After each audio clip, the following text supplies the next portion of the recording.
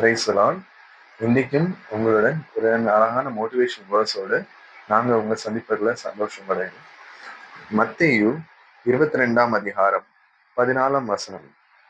அந்தபடியே அழைக்கப்பட்டவர்கள் அநேகர், தெரிந்து கொள்ளப்பட்டவர்களோ சிலர் என்றார்.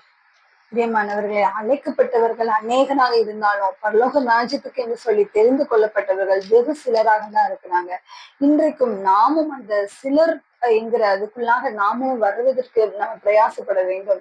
பிரியமானவர்களே, லூக்கா 13ஆம் அதிகாரம் 24ஆம் வசனம்.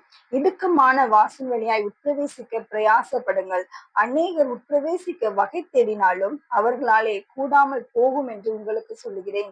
அதற்கு முன்பதாக அவரிடத்தில் ஒருவன் வந்து கேட்கிறாங்க இப்படியாக. அப்பொழுது ஒருவன் அவரை நோக்கி, ஆண்டவரே, ரட்சிக்கப்படுகிறவர்கள் சில பேர் தானோ என்று கேட்டான். அதற்கு அவர், இடுக்கமான வாசல் வழியாக உட்பிரவேசிக்கிறதுக்கு நீங்கள் பிரயாசப்படுங்கள் என்று சொல்லுகிறார். பிரியமானவர்கள், இந்த உலகத்துல நம்ம அந்த உலகத்தின் மக்களை மாதிரி நம்ம வாழ முடியாது. நம்ம கிறிஸ்துவை பின்பற்றுகிறவர்களாக இருக்கிறோம் என்று சொன்னால் நம்மை நாமே வெறுத்து அவருடைய சிலுவை நாம் சுமந்து கொண்டு அவருக்கு நேராக நம்ம சொல்ல வேண்டுமா? சிலுவைனா என்ன? பாடுகள் நிறைந்த அந்த உலக வாழ்க்கையை நம்ம சந்தோஷத்தோட நம்ம சுமந்து ஆண்டவருக்கு பின்பதாக நம்ம செல்ல அழைக்கப்படுகிறோம். இப்பொழுது இடுக்கமான வாசல் என்பது குறித்து நீங்க என்ன நினைக்கிறீங்க?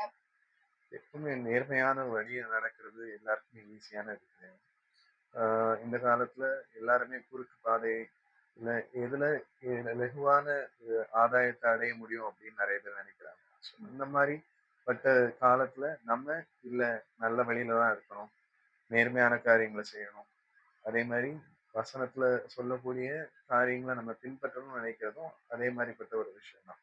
ஏன்னா கடவுள் பல விதமான நீதிகளை நமக்கு சொல்லியிருக்கிறாங்க. ஸோ அந்த நீதிகளை நம்ம நம்மளுடைய வாழ்க்கையில கடைபிடிக்கணுங்கிறதே ஒரு முக்கியமான ஒரு விஷயம். அது இந்த உலக வாழ்க்கையில ரொம்பவே கஷ்டமான விஷயம்.